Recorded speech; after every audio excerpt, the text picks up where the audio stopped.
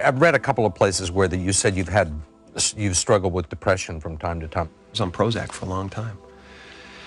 Yep, I was on Prozac for a long time, and I'm not sure. It may have helped me out of a jam for a little bit, but people stay on it forever. You know, I had to get off at a certain point because I realized that, you know, everything's just okay.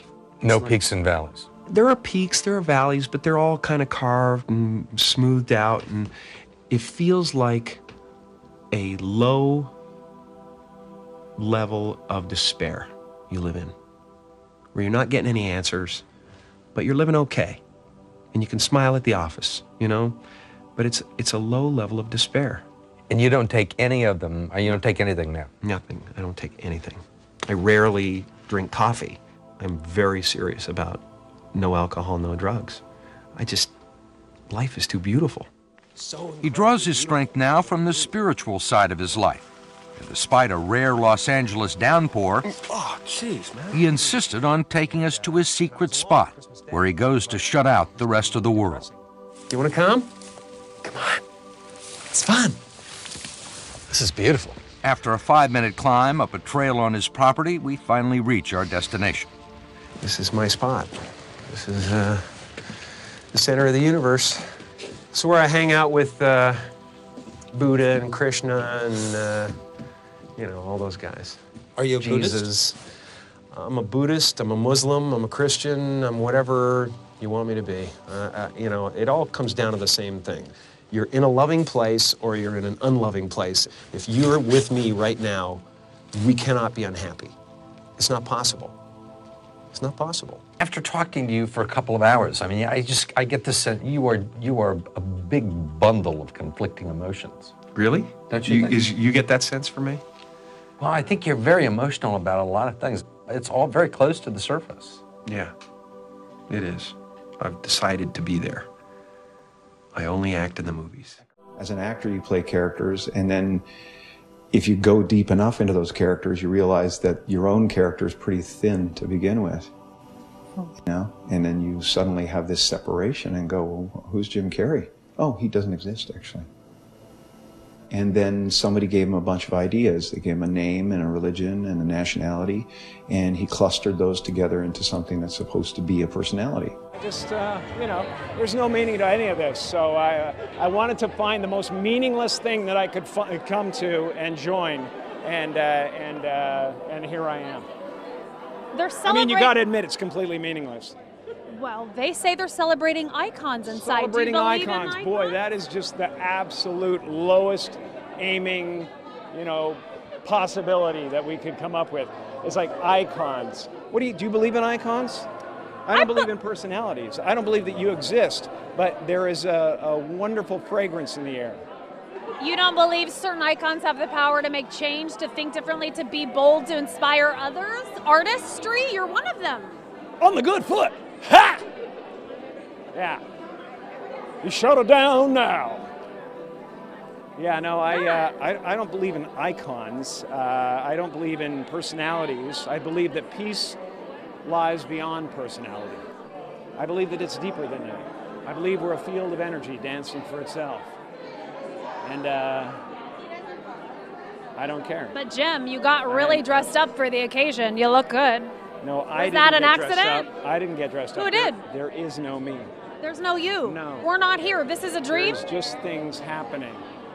Yeah. So what's happening in our world right now? Because there is a lot of news that actually is relevant that's not that Here's uplifting. the thing. It's not our world. None That's of this the is key. real? Nope. So you're just passing We don't through. matter. We don't matter. Oh, wow. There's the good news.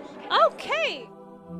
When I really started painting a lot, I had become so obsessed that there was nowhere to move in my home. Paintings were everywhere.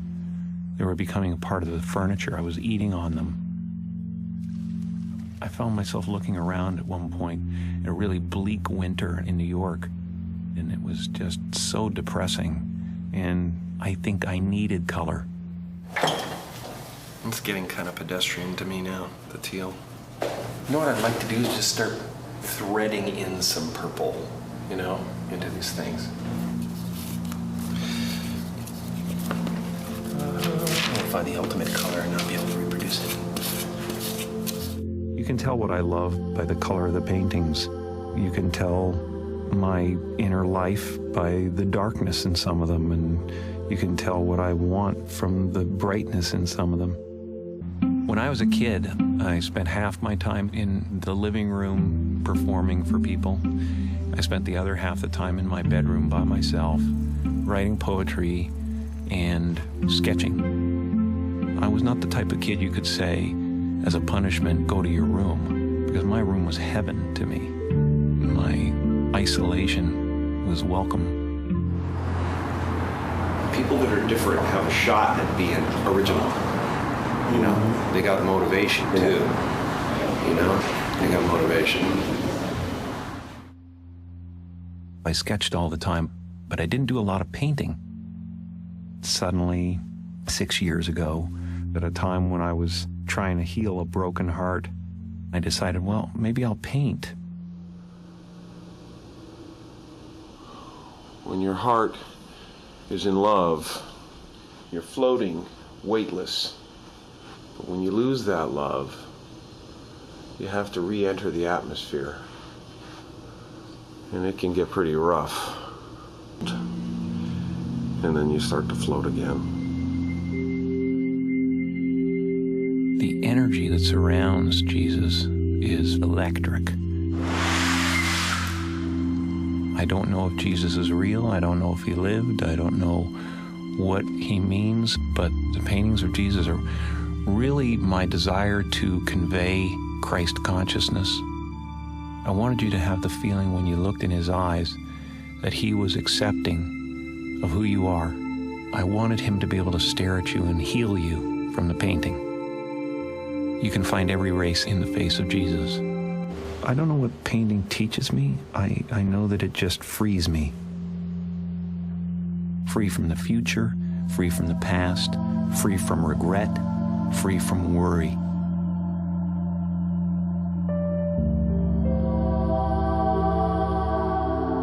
Something inside you is always telling a story. I believe every single thing that you see and hear is talking to you.